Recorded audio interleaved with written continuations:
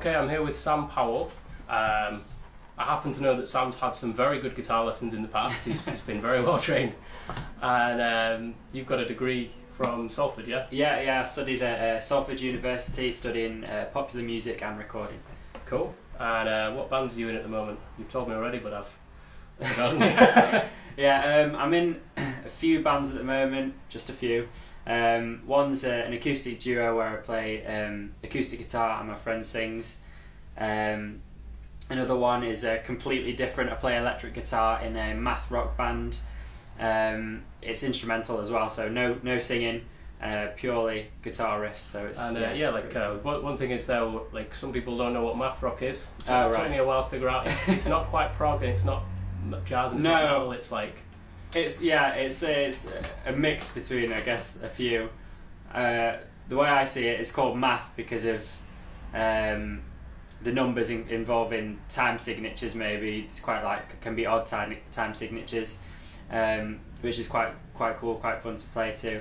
But it's just rock basically, but with it's kind of more technical, more complicated. Technical guitar parts is really fun to play. So the guitar parts are usually the main parts of the song, the melodies, and the parts that people are focusing on. Yeah, because a lot of it's not got singing on. Okay, exactly. So that's cool. Yeah, so you've got that, and you're doing the acoustic duo. Yeah, which is a little bit more down to earth. It's a little bit more for your average listener. It's both really fun bands to play in though, and completely different. So I get, I enjoy them both in different ways. And there's like a function band you play drums in? Is that right? Or is that a different thing altogether? Yeah. No, it's just this thing that I've started recently. I've only been drumming for a few years, but trying to get that going, and I decided to start a function band with some mates, and we're just doing kind of the odd gig here and there, seeing how that goes. But just standard covers and from all eras basically. So.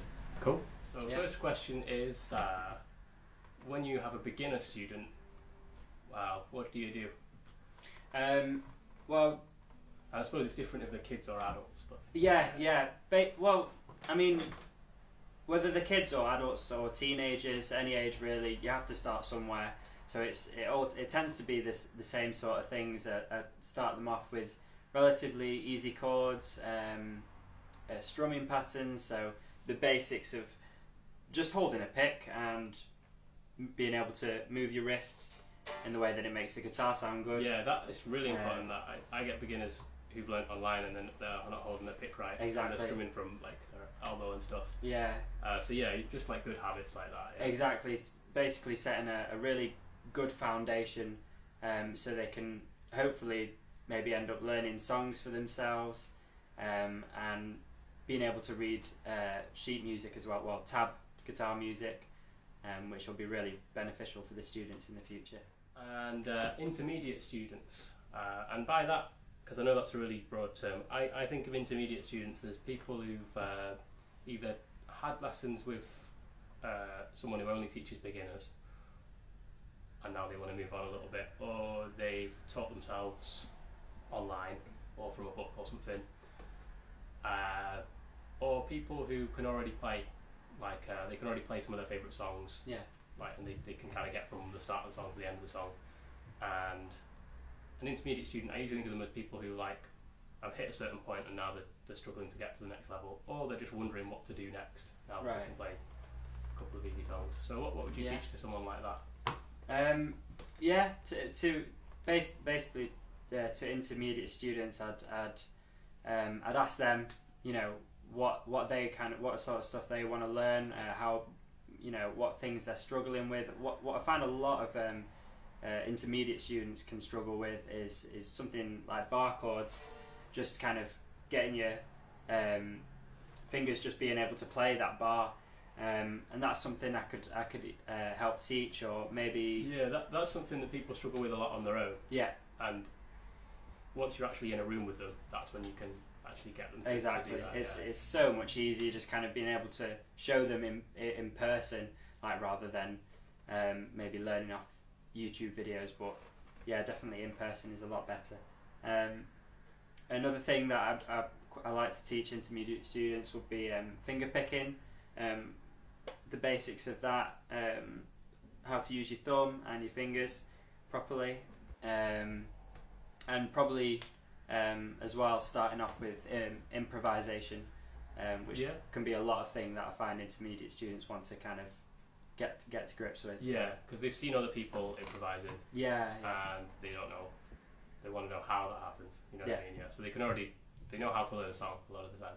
Yeah. But they're like, how do you just pick up and play, play along with someone like different that? like techniques, hammer-ons, pull-offs, bends, that sort of thing. Bends is something people struggle with a lot. Isn't it? When they learn on their own. Yeah.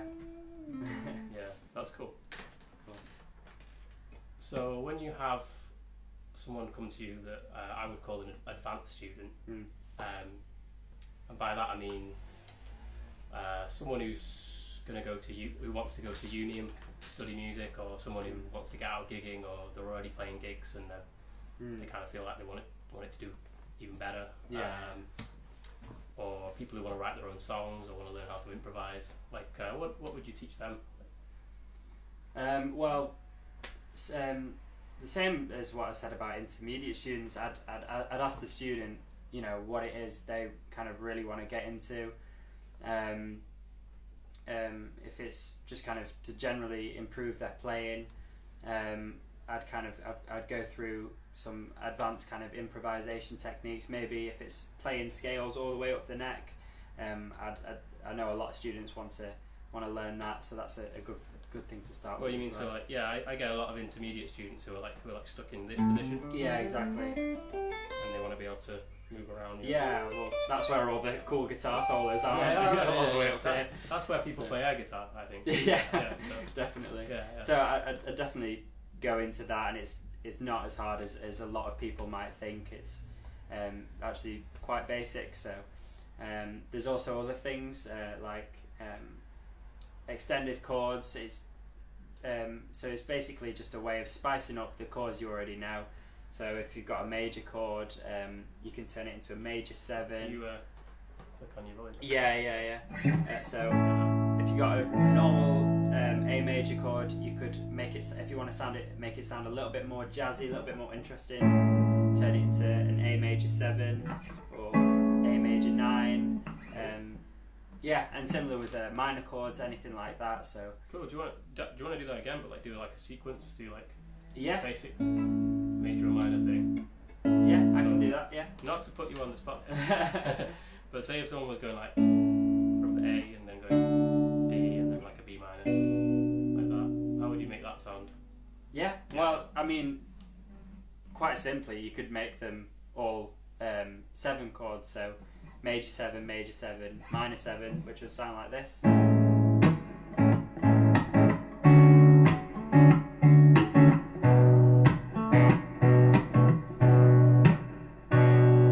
That's cool. Yeah. Or you could, there's so many different variations, but obviously that's something you go through in lessons, and it depends kind of what sort of style you're going for, different things like that. Cool, man. Yeah.